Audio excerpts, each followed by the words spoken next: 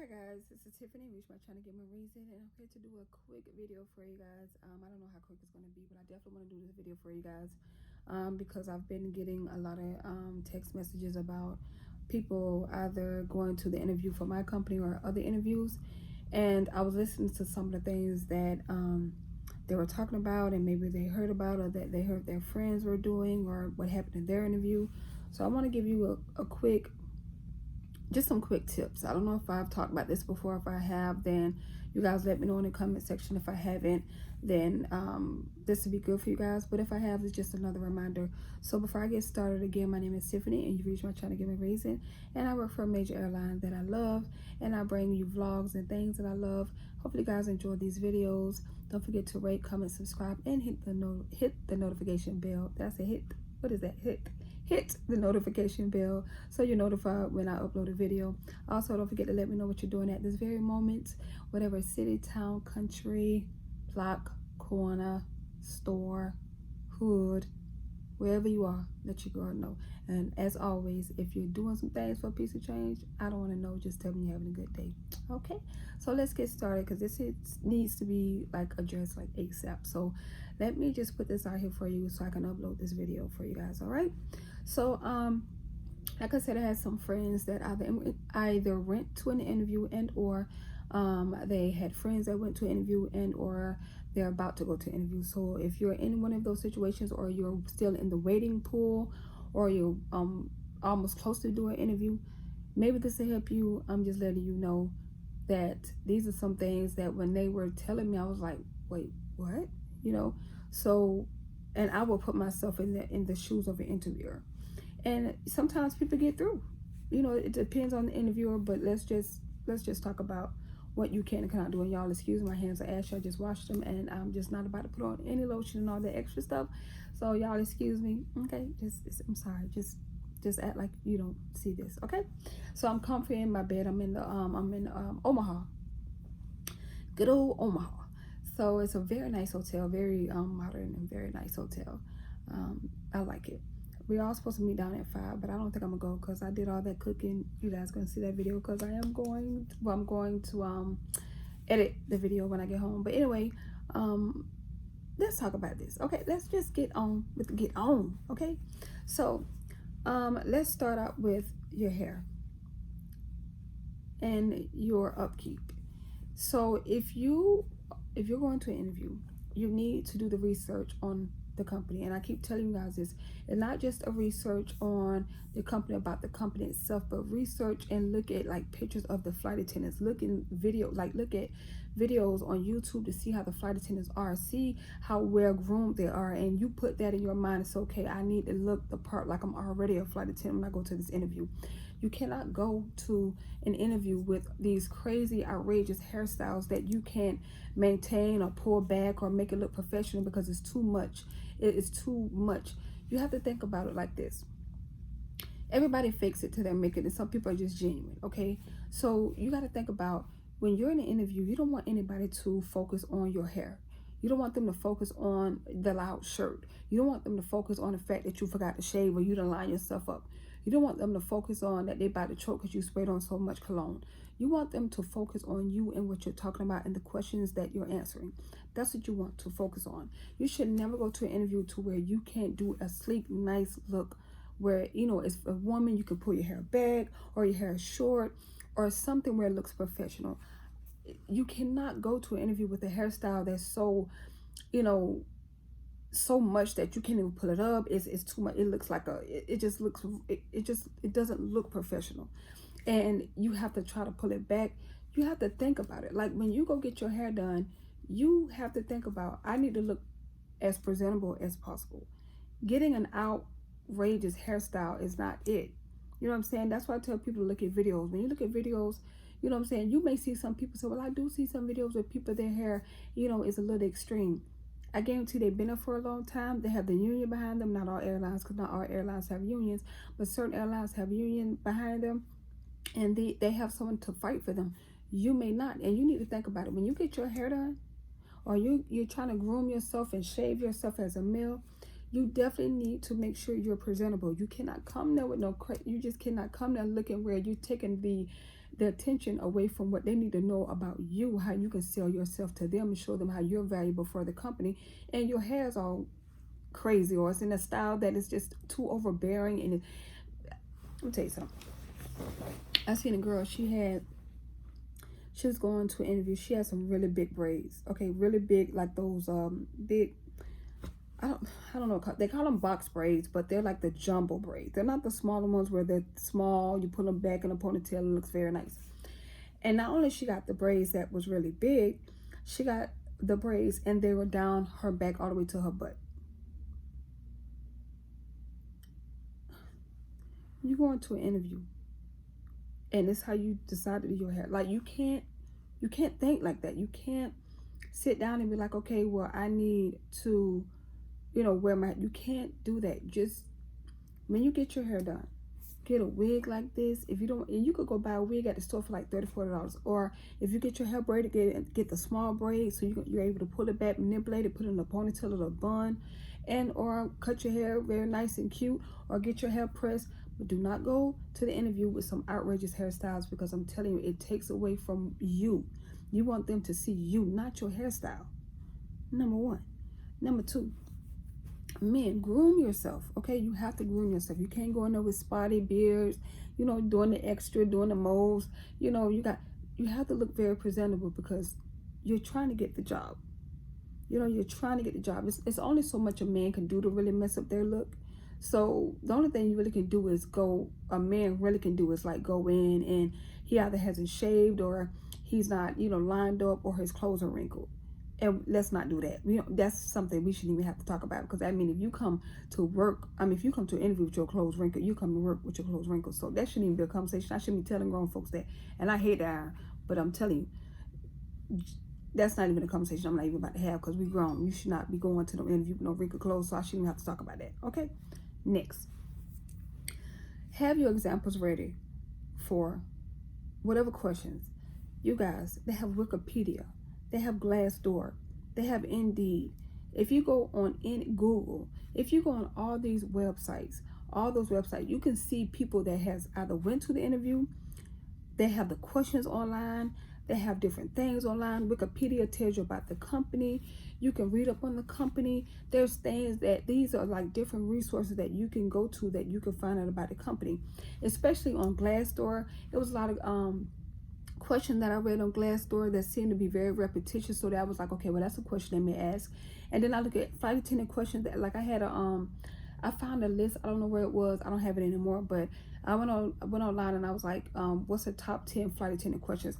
I wrote those down. I had different examples of things, like my work history that I had.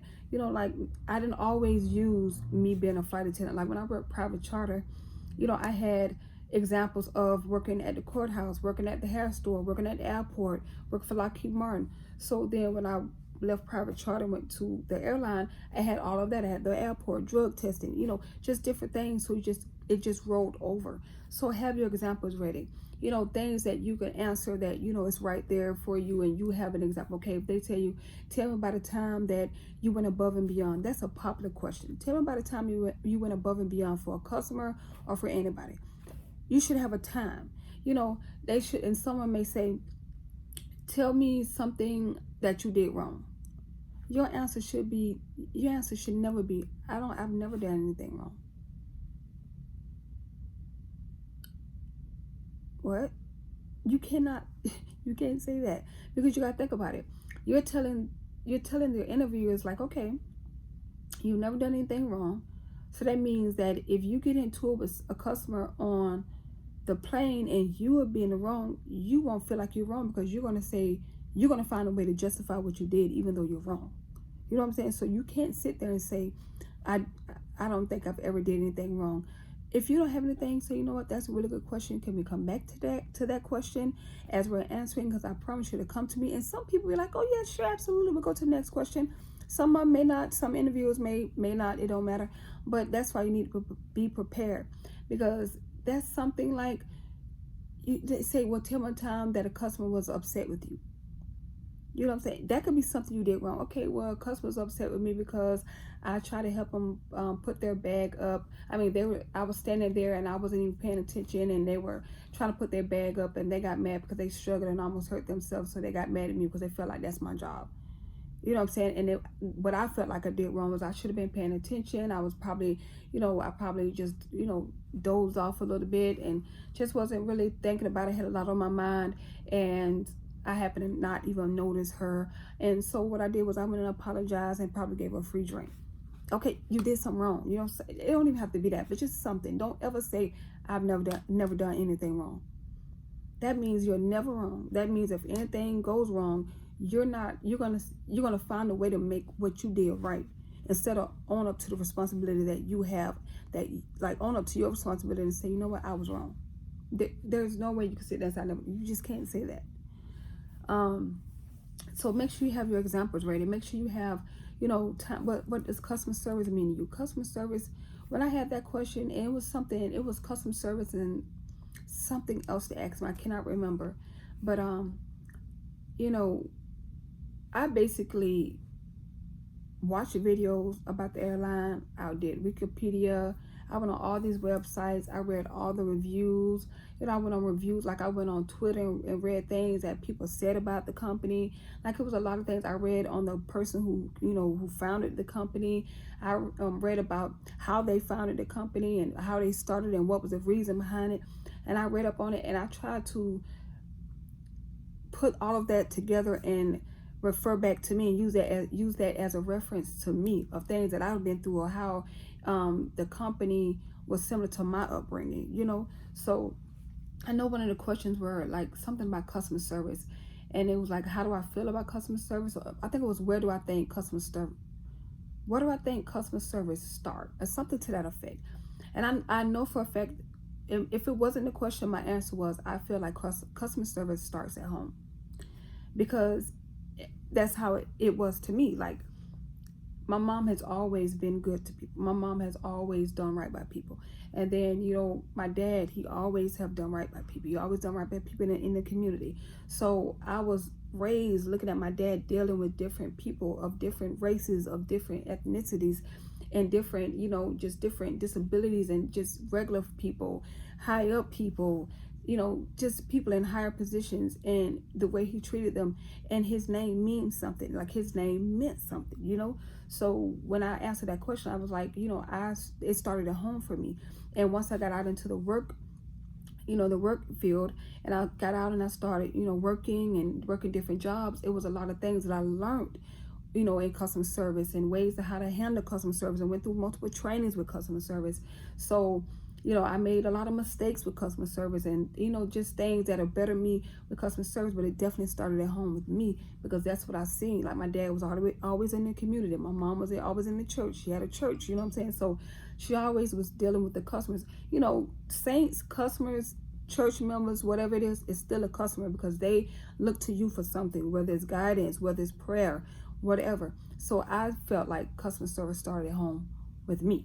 And that was my answer. So these are questions that I had, that I either went through a different interview and I wrote those questions down for my last interview, or I went online and I researched and I wrote down questions, and then I wrote down like different scenarios of things, that I can use as an example. And of course I was nervous. You're going to be nervous.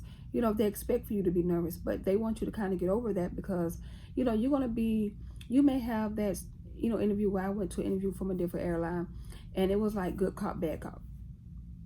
And I was like, it was one lady was all nice and smiling, the other was like, and I'm like, did she not like my hair? Like, why she looking like this? Like, homegirl was like, she had this kind of mentality, like she didn't want to be there. She was like, and I had to kind of, even though I didn't get the job, I had to, zone her out. But I knew that even before I went there, I wasn't prepared. I just was like, I'm just going to try to apply. So I knew what my faults were. I left and forgot my stockings, like all kinds of stuff. So I wasn't really upset about not getting that job at all.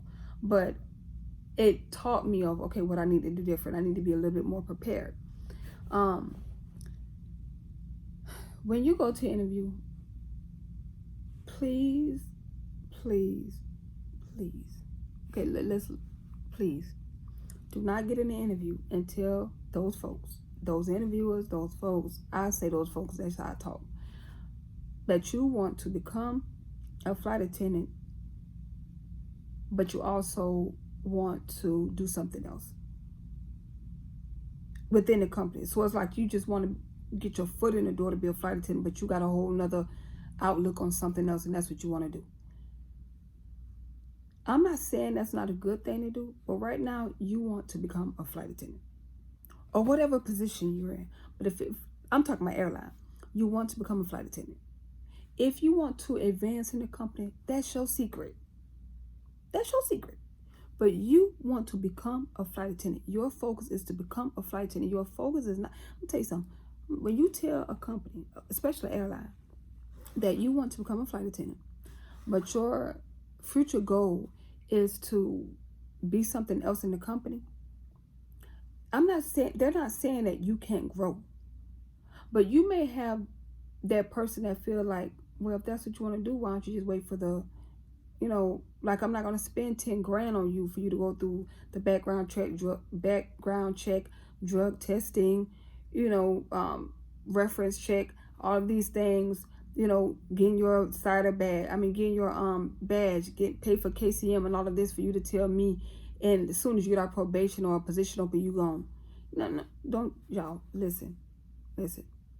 I'm not saying you're hiding anything from a company, but you got hired. You got an interview for a flight attendant position, whatever, flight attendant, ramp agent, provisional, whatever position. That's what you need to be talking about. Nothing else. Don't tell them nothing about nothing.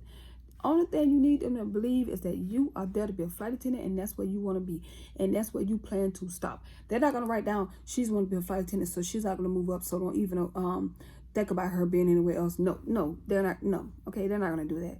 Because after you finish the interview, you go through the process, and you go through you go through the training. If you're selected and you get through training and you be there a good couple of years, they're going to forget they interviewed you, because they interview people so many times. They're not going to go look and say, ooh, they're going to see if she really stayed in the flight attendant position. She said she wouldn't go to another department. Ain't nobody doing all that. No, they're not. Okay? But when you go to the interview, focus on the position itself. Don't get your behind in there and start telling folks that you want to do other things, because the first thing I'm going to say is, well, we don't need to be spending all this money if this is not where you really want to be. If you want to get your foot in the door, then you need to do something in customer service. Don't do something in flight attendant, because flight attendant positions are something that they really want you to be in. You know what I'm saying? And if you end up being somewhere else, it's like maybe in in-flight or becoming a manager or something that's dealing with in-flight. If you want to go other positions, that's fine, but don't let them know that. Don't let that be the topic of conversation. When I went to my interview, they was like, you know, they kind of basically asked me, like, what do I see myself? I say, I want to retire here. I'm done. Like, if I'm selected, you know, I want to retire here. I want, you know, this is home to me. You know, I said, I've been in many positions and different jobs that I love, different things that I've learned in those jobs. But at this very moment, I just never felt at home at those jobs. And this is a type of position that I feel at home. This is the type of company that I feel I'll be at home. So all of those other jobs were like roommates. It's like, you know, I'm a roommate here, or I'm a roommate there. And I said, or I'm at a crash pad. I'm just there just because, you know, until I figure out what base, or figure out if I'm going to move to that base. I said, this job, and I'm talking about my airline now, when I was in my interview process, I was like, this airline, and the way that it is, and how it's set up, and how much, you know, how respected it is in the, you know, in the industry, this is where I want to end. This is home to me. I feel like this is a wonderful place for me. I'm done. When I get here, I don't want to move anywhere else. I don't want to go to another position. I want to be right here. When I get hired, you know, if you guys select me, I'm retiring here. I'm good. Because now I feel like I'm at home. This is an at home. Feel like I'm at home. This is like me, you know, getting with a job, and I finally was able to buy my first house. I'm at home now. I said, so this is why I chose this airline. You know what I'm saying? So, and it is, I mean, I was reading up on the airline and reading up on, you know, the founders and how they, you know, thought of this, and the you know, the adversities they faced. I was like, oh yeah, I'm down for this. Is me. This is how I am anyway. So that's what I said. So like I said, just tell them this is where I want to be. Nobody's looking at you to go back and pull out. They're not going through the file to pull out any folders to see if you left that position. They're not. Just focus on the position you're hired for, okay? Or that they're interviewing for. When you get your packet, your email, something, however they send things to you to tell you that you have an interview, my advice to you is, if you have a friend, you may have a friend that's at that job. You may have a friend that's at the job that you're interviewing for, okay? Or at the company that you're interviewing for. Companies tend to do the same thing, but companies tend to switch things up because they know a lot of people be trying to help their friends and they be trying to hook them up. You know what I'm saying? So when you get any emails concerning your interview, concerning the job, concerning anything that has to do anything with that company, training, whatever, you need to read the email. Do not get the email. I'm like, oh, my friend already told me about that, so I ain't got to read it. Because they will switch it up because they know that sometimes people may help you to try to get the job because they want you to be in there and they're doing it the right way. And people may try to help you by, cheating. You know what I'm saying? So there are times they'll take something out or they'll add something in. And you'll go to the interview without whatever they ask because you didn't take time to read it because you going by what your friend said. And it's going to mess you up. So whatever they send you, read everything. I created an important file in my email. And anything that came from that company during that whole process, I put in my important file. That's it. Like I transferred it to my important file. And I always took a screenshot. Of anything they sent me, I took a screenshot of. So if anything happened with my email, if I lose it, I always have a screenshot. So screenshot it on your phone and send it and create a file for the whole process. So you don't have to keep going through your email, because sometimes emails, they start deleting things that you may need. So just take the time out, have all your copies ready. Anything they ask you to make copies of, don't do it the day before, because I'm telling you something, you're already nervous, you're already trying to figure out everything you're supposed to do, you're already trying to think about all the questions you need to answer, and the last thing you need to be doing is trying to figure out how many copies you need, and then you get there and you realize you're looking at somebody that's folded and they got a whole copy of everything, and you don't realize, oh hell, I don't have the copies. Trust me, I've been and done that. Okay, thank God they gave us a break and was like, hey, we're going to take a break. So when you come back, we're going to take all these, all the documents we asked you guys for. And they went to talk about all the documents. And I was like, oh shit, I ain't have it. Thank God I had a break, because they probably would have hired me because I forgot something. That's what I'm saying. Read the emails. Don't go by what people say. You read the emails because every interview may be different. So read the email, screenshot, make copies, do everything they're asking you to do. Okay, and I'm gonna tell you something. I told you guys this before. If you get the job and they send you a packet and it's something that you have to memorize, wait till you get the packet. Do not let your friends send you some stuff and they change something, or they have you not even memorize a thing that you're supposed to memorize. They say, you know what, don't memorize that, just memorize this. Now you took up space in your brain of things that you need to know, and so then you don't have, like, you already stressed out because now you don't memorize stuff you don't need to memorize, and or you've memorized something and they've changed it and it's updated because you don't know what our updates are. You don't know what our updates are, even though we're flight attendants. My thing is this: wait for you to get the things that they sent you, and then you study. Don't go by what people give you. Some people gonna do it anyway. That's on you. I'm just saying, don't go by what people give you, because they'll change it up. And if you get in that interview, you get in that training, and they ask you to do something, like for an example, there was some people in our class that they got some of the announcements, and I think they got an old one, and they were saying the announcements, and I was even like, that's what they send announcements? But what it was, they got the old announcements, and they never thought about opening the packet that we got in the email. So they were going by the old announcements. So that right there let her know you cheated. So just do it right. And if it's meant for you to have it, you got to earn it anyway. Your friends can help you. Your friends can encourage you. Your friends can, give you tips. But you got to earn it. Because I promise you, when you earn something, it'll mean more. Lastly, you cannot procrastinate. I'm a procrastinator. Trust me. I wait till the last minute. Even waking up in the morning, I'm like, okay, I got 5 minutes. Okay, if I do my eyebrows real fast, I can.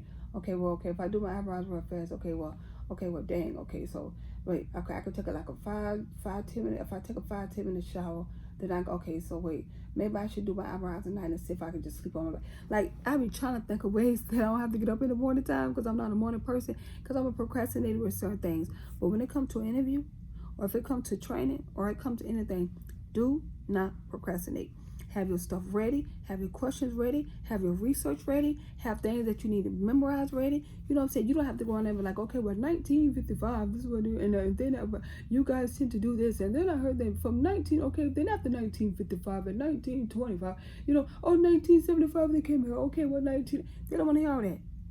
They don't. If they ask you, you can tell them, but you can give them something to show them that you really took the time. But they're going to say, well, what do you know about the company? Find a way to generalize it. Say, well, I know that your motto is this. I know that your mission statement is this, and your mission statement means this to me. This is how I feel like your mission, how I feel like I fit in with this company, because this is what you guys believe in, and this is, you know, this is the product you guys are selling. Just sell yourself. But the one thing I definitely want to tell you, please look presentable. Please do not go in there and have those people looking at you and not even looking at you. You know what I'm saying? Don't have them looking at you, all this here, and not you. You know what I'm saying? Don't. So that's all I want to come and tell you guys. Like I said, I had some friends who, you know, was going to the interview, and I just need you guys to, you know, take this serious. You know, if this is what you want, that's good. You know, you have some people who, you know, if they get it, they get it. They don't, they don't. Don't put yourself in a bracket with them. If you want it, you got to go for it. And don't let anybody tell you any different. Don't, you know, because I was reading a comment, and a young lady said that, you know, she was short, and I responded to her. And I hope she don't mind me using her as an example, but I thought I was short because I was, you know, looking at, because, you know, when you're younger, back in the day, there was a height requirement and a weight requirement when it came to flight attendants. So when I was thinking about being a flight attendant, I was like, oh man, I'm not tall enough or nothing. But then I started saying short was, I'm like, well, maybe that's, you know, and then I found out that was back in the day. So it's not like that anymore, because I'm short. Okay, when I wear my flats, I have to stand on my tiptoes to grab the overhead bin. So I wear my heels, and then if I have to, I change it to my flats. Unless you are, I don't know if what's the respectable term, but unless you're under, if you like under 4 feet, okay, you know what I'm saying. But if you're 4'11" and you can put on some heels and make it work, because I'm telling you, I was on a flight with a young lady last year, and she was like, I had on some, did I have on my, I had on some flats, I think the heels were like this much, and she was real shorter than me. So don't let anything that you read or assume, because half the things that you assume that you won't get hired for, it's not even true. Sometimes it's not about the height. Like I said, unless you like under 4 feet, like freaking 3 feet, 4'2", like something like that, that's different. But if you're a regular decent height, they know they're gonna make you put on heels anyway, and you can change it to your service shoes when you get on the plane. As long as you have on heels doing boarding, you can close overhead bins, you can put on your flats, because you're there for safety and customer service. And that's one thing I want to tell you guys, and I forgot to say, find something. Customer service and safety is the main thing when it comes to flight attendant positions. Safety, you're there for safety. Customer service comes second. You're there for safety. Customer service comes second. You can't serve anybody if they're over there croaking and you don't know how to save their life. But you're going to serve them a drink and hope they go down and they no. You have to say, safety, customer service. Okay? So hopefully this helps you guys. If you guys want more tips, let me know. I think of something. If you guys want more scenarios, let me know. I think of something not uploaded. But I definitely want to come on upload this, because like my company, they're calling people back, and it may be some of you guys who are following me or who subscribe to me that may be, you know, going through the interview processes or about to go through the interview process, or you're now getting those phone call back. Just think about it. Think about your appearance. Think about not overly doing it. I say this all the time. Wear a nice little suit. Nice suit. It could be a black suit with a nice little shirt. Nothing too outrageous. You know, like a nice shirt, or just like a nice suit. You can wear you can go to the store, to the Goodwill, and find really nice suits. And ladies, red lips, I promise you, I don't know what it is about red lips, but airlines love red lips. Just saying. So, okay, guys, thank you guys for giving a reason. Thank you guys for giving me a reason to spend my time with you. And thank you guys for allowing me to share my work with you. And I'll see you on a future video. Bye.